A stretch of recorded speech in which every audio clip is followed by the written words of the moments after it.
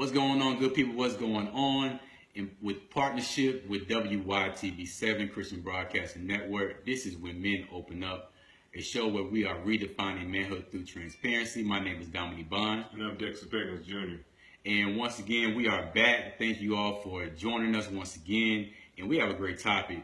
I can't move on without it. Yeah, oh man, it's a heavy one. But hey, listen, because we're going to talk about relationships and how we men, we deal with this thing called failed relationships. But first thing first, we definitely have to introduce our guest today, a friend and definitely no stranger to the show, Dr. Michael Perry. Mike, why don't you introduce yourself and let the good folks know what you do. Hey, thank you, y'all. Thanks for having me on. My name is Mike Perry. I'm a clinical psychologist, and I'm also the president and chief operating officer of Catalyst Executive Advisory and Development. And we're just trying to develop better leaders who are more connected, leaders who transform culture, and leaders who build more effective relationships. So that's really the basis of what we do at Catalyst. Right. So this is nothing new to you. I think it's fair to say that. It's fair to say. And you have dealt with different types of relationships. You dealt with put a lot of fires out. There was some fires you probably wasn't able to put out, but you did the best you can do. Yeah, that's right. But I can't move on without it. You know, we had somebody reach out to us, and he basically said, you know, look, the girl I used to be with about a month or 2 months ago, we broke up, and I'm always thinking about her, and I just cannot move on. I'm just struggling to move on. I don't even know if I'm doing the right thing to actually move on because she's still in my mind. What do I have to do? How can I move on? I'm just trying to just move on, or if I really should move on. You know, I may still have a shot with it. You know, if I'm still thinking about her on a regular basis, maybe she needs to still be in my life. So let's get into, you know, how we handle breakups. You know, do you think we handle breakups better than women, or do you kind of think we're a little worse when it comes down to breakups and moving on? See, y'all starting off with a haymaker today.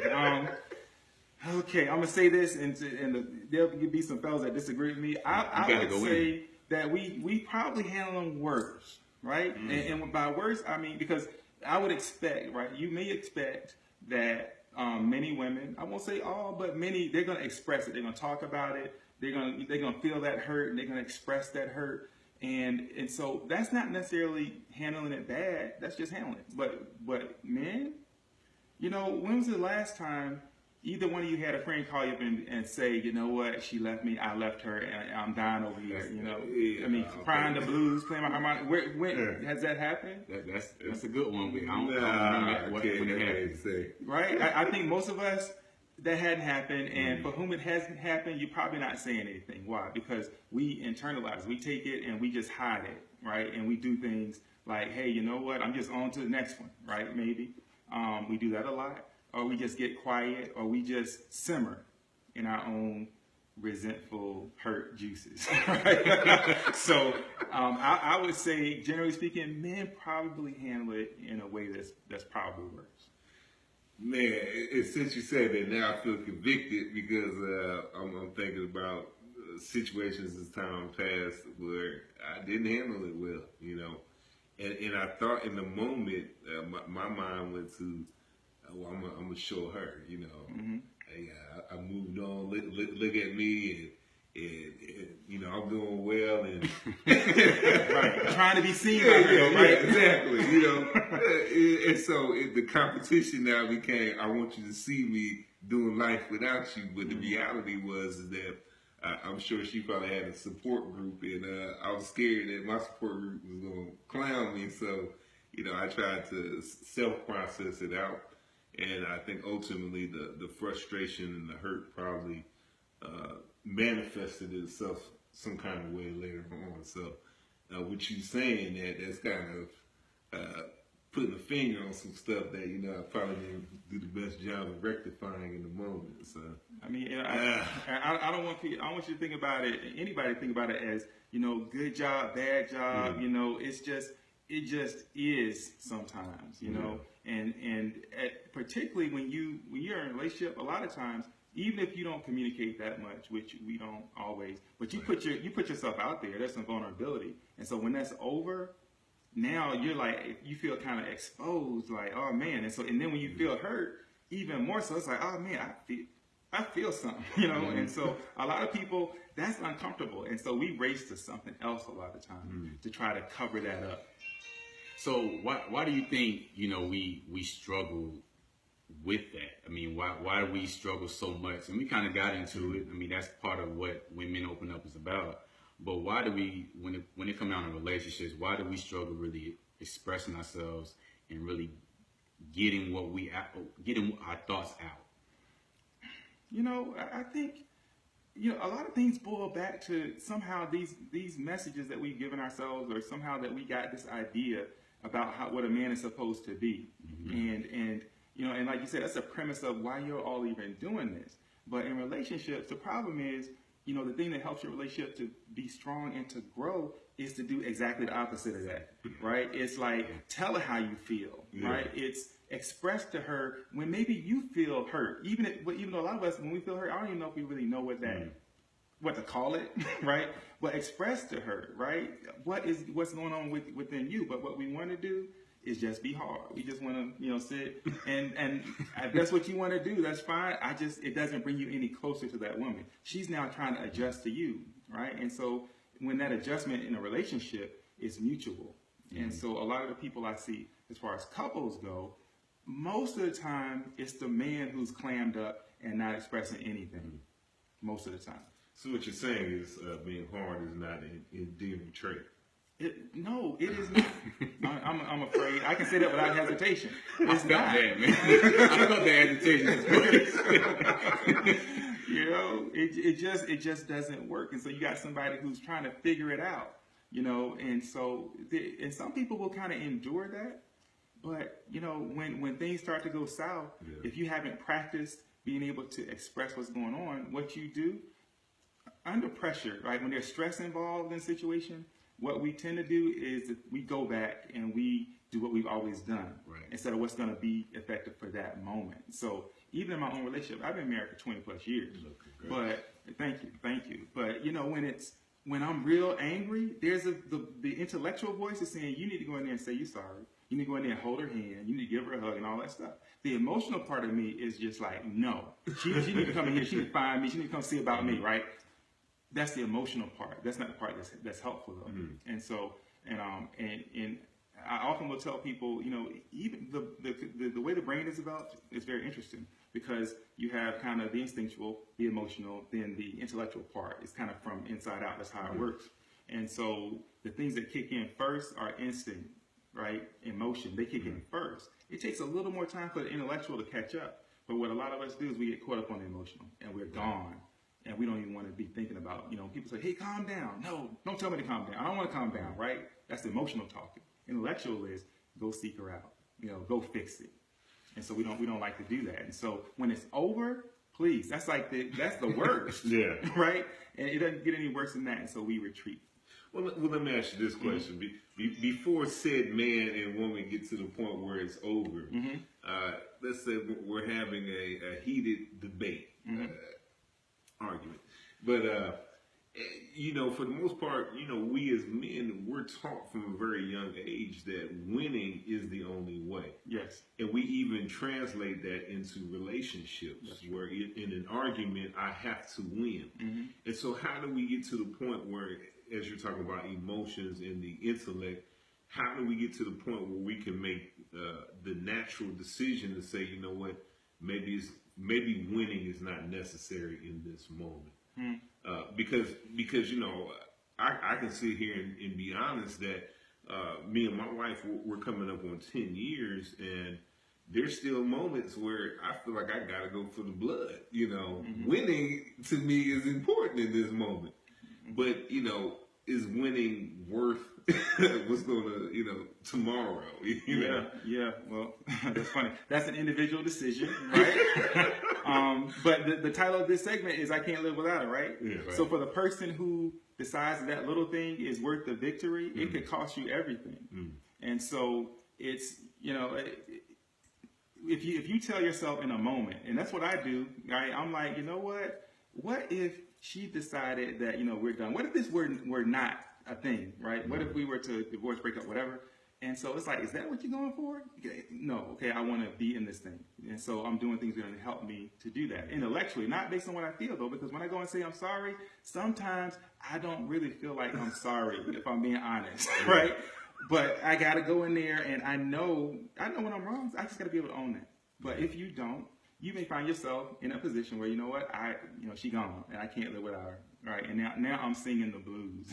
So, you know, I think that's where we're at. So I think what really helps that I just need to understand when it comes down to communication, and you kind of hit on it. We focus so much on, do I agree with it or disagree with it, and we'll have this long debate, long argument, long discussion, and at the end of it, we don't understand what the person was actually saying, and we end up arguing really for no reason or for way too long. It probably should have just been a 5-minute conversation. I expressed my understanding of what you were saying, and we could have went, you know, what we was doing originally. You know what I'm saying? So, do you believe that we have to focus more on just expressing that understanding, or just having that understanding towards our spouse or our significant other? I think what you said is really profound, because I'm sure a lot of people have been in situations where things start really small, and then they begin to escalate because there was some miscommunication. And all of a sudden you find yourself not even arguing about the initial thing. You're now arguing about what you said, right? You know, we're going around in circles about what was said, how it was said, etc.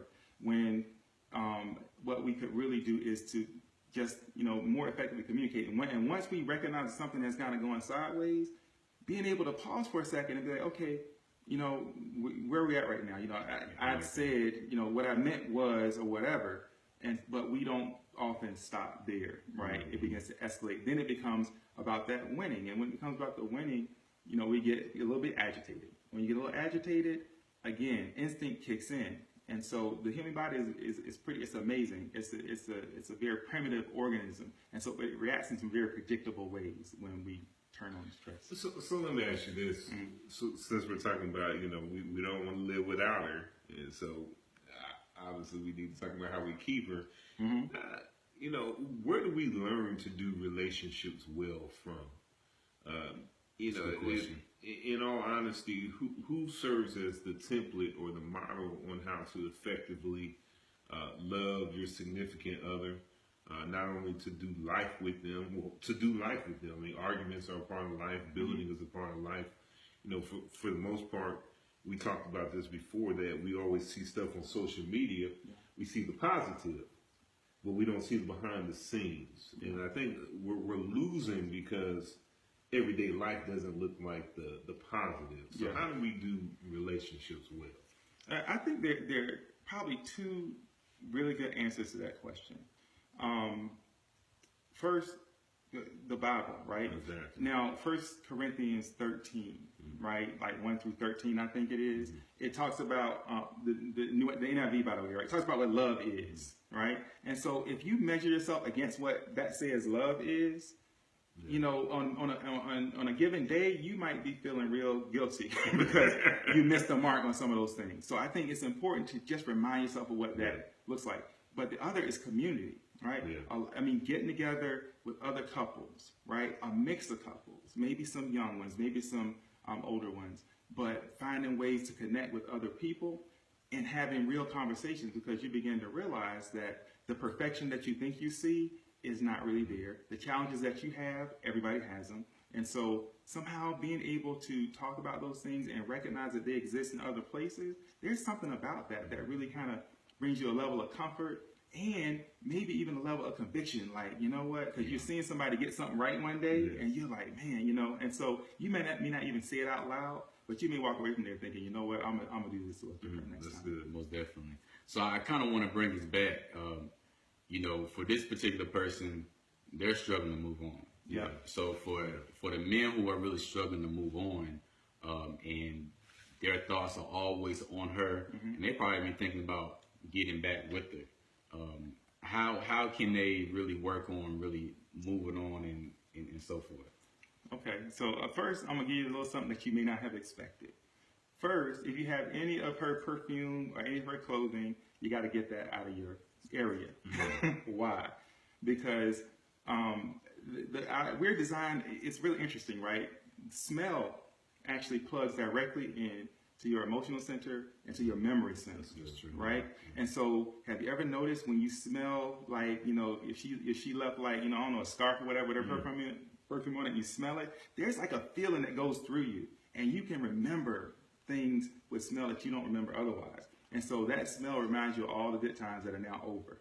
So you want to get rid of anything. Don't make a text in the literally, right? Like, hey, what you doing? I thought about you. Right? And she's over there blocking you. So you need to, though it's a crazy phenomenon, but it's designed that way for a reason. Right? That's a good point, man. And so get rid of the stuff that smells like her. I know that sounds weird, but that's one thing. The other thing is to begin, I think, getting back to the things that that make you whole, right? That is without that person, right? So if it's working, if it's continuing to work, write that book, or whatever it is that you're doing, starting to do those things. So a lot of times we will actually try to seek out another relationship to just try to, like I said, to try to, cover it, to smother those feelings. But then you begin responding to that person based on some things perhaps from the last relationship a lot of times. So I think it's important to get back some focus on something that's going to begin to make you whole, because we got to be whole before we enter into a relationship with somebody else. Gotcha. So we got to rip up all those pictures. Oh my goodness! So what you're saying is, don't call her and say I got your stuff. That's like you know what? That's so crazy. That's what we do, right? Hey, come get your stuff. We really, we want to kind of just have. It's outside waiting on you. You know what I mean? Take that stuff, ship it, right? You know what you did? Put it in a box and ship it off, right? Because those things, pictures, music, anything that cuts past and goes straight into that emotional place. When you're in that emotional place, the next place most people go is reaction, right? It's not emotional and then, you know what, I think that maybe we should have. No, it's never, it's never that intellectual thing. And so all those things, the ruminating, you got to kind of break that cycle and do something that is going to feed you, something productive. Gotcha. So we got to get rid of our stuff and we got to start doing things that's going to, give us more attention, start doing things that we love, start, working towards a purpose if we're not doing it already, start building ourselves and so forth. But for some of those people, sometimes when we do break up, sometimes it's not quite over. Yeah. So let's talk about for those guys who may still got a shot. It ain't quite over yet, and they just need to know, okay, you got to give me a game plan to win her back. Man, that's another hard one, because there's so many circumstances around that. But I think one thing that we got to do that I don't think we do well at, maybe two. One is owning whatever your role was, right? And the other actually is getting out of this idea that we can't talk to anybody. We're not talking to her because we're not even talking to each other, right? So I need to be able to call you and be like, man, look, I'm struggling. I messed up. She messed up, whatever, right? Like, to somebody that you really trust, somebody that can put into you, because there are a couple people in my life I can call them up and say, hey, look, man, tell me I'm not tripping. And they'll be like, nah, you're tripping, right? And somebody's going to speak some truth to you. But, and then with them, you got to be honest. If you own your part, then it's like you can tell somebody, you know what, this is what I did, etc. So if you can do that with a good friend, then you may even get to a place where you can do that with her, which is kind of the sweet spot, right? Because people want to know that you understand where things went wrong. Exactly. Lest you repeat whatever happened. Because that shows them, is it really worth going through it again? That's right. Because we don't want to go through that cycle again if you don't quite get it yet. I think it's good that you mentioned to really reach out to our friends and our loved ones and so forth. And one of the things I've been doing in the course of the last few months is really just reaching out and just letting the guys know, like, look, if anything personal, anything drastic, I'm available. And I think it's very important for us to really reach out to the guys and really let them know that I am available for this, not just for sports, not just for us to go out and so forth, because we oftentimes, not always, oftentimes we feel like a burden. Yes. We feel like we're just weighing people down with our problems, and it really prevents us or really makes us hesitate on really reaching out. Yeah, yeah. No.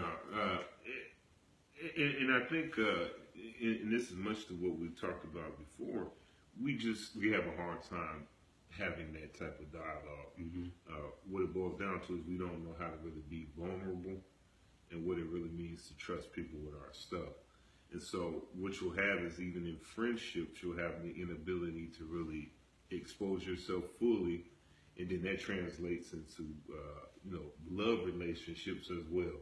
You love your girlfriend, you love your wife, but the reality is that even with them, it's still hard for you to give all of yourself to them. Mm-hmm. Nobody, for the most part, wants to be all the way out there. That almost feels very weird, even thinking about being totally vulnerable. But I think that's what we should all aspire to. In relationships, especially the loving relationships. But yeah, much to what you're saying is, we have to be able to be open with people, and be able to say, hey, this is where I'm at. Hey, look, I'm here for you. And if I'm here for you, that goes beyond just the shallow stuff. Trust me with the real issues that are keeping you from going forward.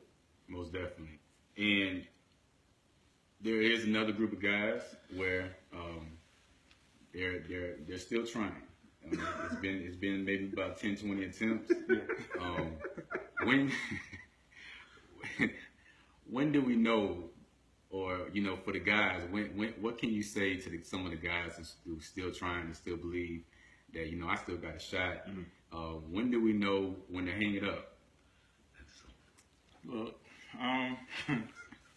okay, so there's a time to beg, mm-hmm. and then there's time to stand up, right, and do whatever comes next, right? Because when I talk about owning, your part, right? Own your part, own it all, own it hard, like no shame. But when she says it's over, you know what? Okay, fine. Let it be over, because then that's when it's time to stand up. Because when you continue to beg, frankly, I'll say it like this: begging ain't sexy, right? At a certain point, she wants you to beg. Keep slipping his lips, right? At a certain point, she wants you to beg, but at a certain point, when it's like, look, why won't you get it? It's over, right?